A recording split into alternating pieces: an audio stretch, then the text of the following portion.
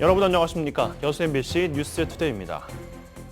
최근 전라남도가 순천시의 스타필드 유치 계획에 적극적인 협력을 천명했습니다. 신세계 측도 달라진 지역 여건을 감안해 긍정적인 입장인 것으로 알려져 유치 성사 여부에 관심이 모아지고 있습니다.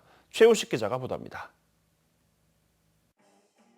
대형 복합 쇼핑몰, 아니 신세계 스타필드 유치는 민선 8기 순천시의 가장 중요한 사업 중에 하나입니다. 순천시는 이 사업을 그동안 정부가 막대한 예산을 투입해온 남해안 관광벨트 조성 사업과 국토 균형 발전 차원에서 접근하고 있습니다. 우리 지역 청년들이 외부로 유출되지 않고 지역에서 취직할 수 있는 일자리 창출이 가장 큰 것이 되겠고요. 인근의 관양, 여수, 보성 연계해서 멀리는 진주, 하동까지도 연계해서 웰니스 관광의 시대에 개막을 올릴 것이다. 최근 전라남도가 순천시의 화개장터형 복합 쇼핑몰 구상에 적극 협력하기로 한 것도 이런 공감대가 있기 때문입니다. 과거 순천의 코스트코나 여수의 이트레이더스처럼 호남 지역은 그동안 대규모 점포 건립이 번번이 무산되면서 기업들의 기피 지역이라는 이미지가 굳어져 있었는데 이번에는 분위기가 다르다는 게 전남도의 판단입니다. 남해안 남중권 문화와 소비의 중심지이고 최적의 교통 접근성을 갖춘 매력적인 도시입니다. 이러한 입지 여건을 활용해 유치를 추진하고 전남도와 순천시는 빠르면 다음 달 안에는 실무 추진팀을 구성할 계획이고 형태는 MOU 체결 방식이 되겠지만 신세계 측도 올해 안에 어떤 식으로든 방향 설정은 마칠 가능성이 높습니다. 대형 유통센터 유치를 전제로 여천 역세권 개발을 추진 중인 여수시 구상과는 규모나 형태 면에서 중복되지 않는다는 입장입니다. 또 향후 여천 역세권이나 광양읍 기존 상권과의 충돌 문제도 투자를 결정한 기업 측에서 철저한 차별화 전략을 세워 대비할 것으로 예상하고 있습니다. 다만 일부에서는 현재 유통업계 빅3가 사업 확장을 검토 중인 광주와의 경쟁 구도를 걱정하지만 남해안 관광벨트 사업과 접목한다면 순천시 측은 상권 자체가 겹치지 않을 걸로 보고 있습니다. 힐링하고 그다음에 쉬고 이런 것들을 누리면서 관광까지 겸해서 올 수 있는 여러 요소가 뭐겠냐. 이건 쇼핑이다. 그래서 이거는 단순하게 순천은 문제가 아니라 민선 8기 출범 초기부터 신세계 스타필드 순천 유치가 이전과는 다른 분위기 속에 초미의 관심사로 떠올랐습니다. MBC 뉴스 최우식입니다. 대한민국 대표 음식 축제 남도 음식문화큰잔치가 다음 달 여수에서 개최됩니다. 전남도와 여수시가 공동 주최하는 올해 남도 음식문화큰잔치는 맛있는 즐거움이 있는 낭만 힐링을 주제로 다음 달 7일부터 4일 동안 여수 박람회장 일원에서 해상 불꽃쇼와 K-팝 콘서트, 학술 포럼 등 다채로운 체험 행사 위주로 열립니다. 특히 전시관은 전남의 사계절과 시군별 대표 건강식을 관람하고 시식할 주제관, 시군 음식관과 명인관, 국제관 등이 함께 열려 남도 고유의 맛과 색다른 재미를 선사할 것으로 기대됩니다. 오는 30일부터 4일 동안 순천 문화의 거리와 옥천변 일원에서 2022 순천 문화제 야행이 펼쳐집니다. 야간형 프로그램인 이번 문화제 야행은 옥천에 새겨진 역사, 문화로 꽃 피우다라는 주제로 야경과 야로, 야화, 야사 등 8야로 구성된 프로그램을 선보이며 천변과 거리를 중심으로 야관 경관 조명을 설치해 도심 속 밤거리의 아름다움을 한껏 만끽할 수 있을 것으로 보입니다. 순천 문화제 야행은 전국적으로 다양하고 야간 행사가 열리는 상황에서도 2020년 이후 2년 연속 전국 최우수상을 수상했습니다.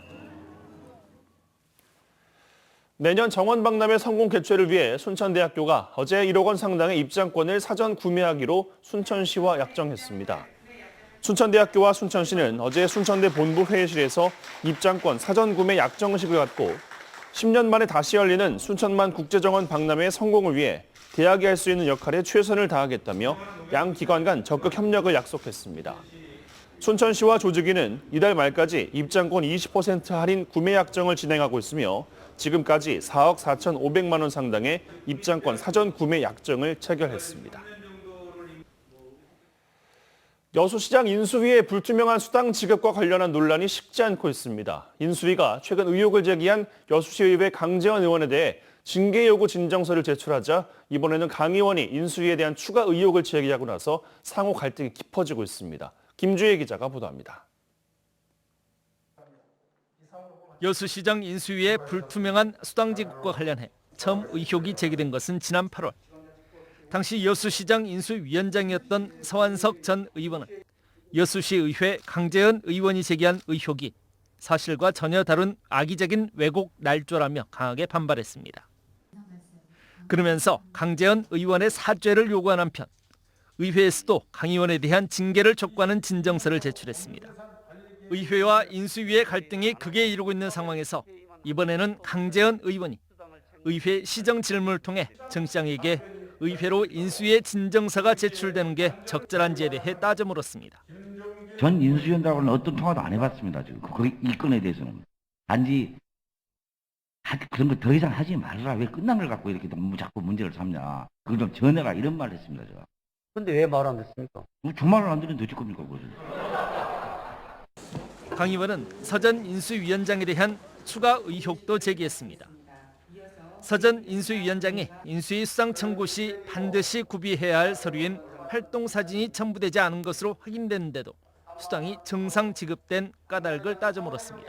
여기에가 수상 청구 시 구비 서류, 일시, 장소, 참석자, 회의 내용, 사진 4장, 회의록, 참석 등록부, 기재 필요.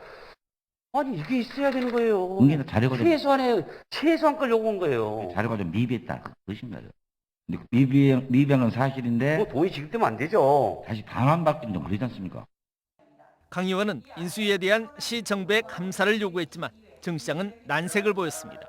우리 시민의 혈세를 사용을 했잖아요. 시민의 혈세를 사용하지 않았으면 그럴 필요가 없죠. 그래서 이것은 감사 요청을 할 거예요. 의원님. 틀립니까? 아니, 의원님, 의중은 알겠습니다만은, 감사할 권한도 없는 대상한테 감사를 해버리면 공무원이 직권남용입니다. 지방자치법 개정으로 민선 8기 처음 구성 운영되기 시작한 광역기초단체장 당선인 인수위. 민선 8기가 본격적으로 출범해 운영에 들어가고 인수위도 모두 해산됐지만 여수시에서는 일부 불투명한 인수위 수당 지급과 관련한 파열음이 이어지고 있습니다. MBC 뉴스 김주입니다. 여수의 한 장애인협회에서 금품 상납 의혹이 제기됐습니다. 인사권을 가진 전남도 협회장이 지회장 임명을 대가로 지역 지회장에게 돈과 사과, 쌀 등 수천만 원 상당을 요구해왔다는 건데요. 도 협회장은 먼저 요구한 적이 없다며 부인했습니다. 김단비 기자입니다. 지난 2020년 전남 지체장애인협회 여수 지회장에 임명된 김모 씨. 2019년 12월 지회장 자리를 맡는 대가로 현 전남 지체장애인 협회장에게 1,000만 원을 요구받았다고 주장합니다. 김 씨는 500만 원만 협회장이 알려준 계좌로 보냈고 선임 공고 없이 여수 지회장에 임명됐다고 밝혔습니다. 아주 곰탕집에 가서 만냈더만 1,000만 원을 요구하더라고요. 1,000만 원을. 그 요구한 조건이 지회장을 시켜준다는 조건이죠. 근데 제가 500만 원만 돈을 줬습니다. 상납은 여기서 끝이 아니었습니다. 여수 지체장애인 협회장 임명을 전제로 금품 상납만 2년이 넘게 이어졌다는 겁니다.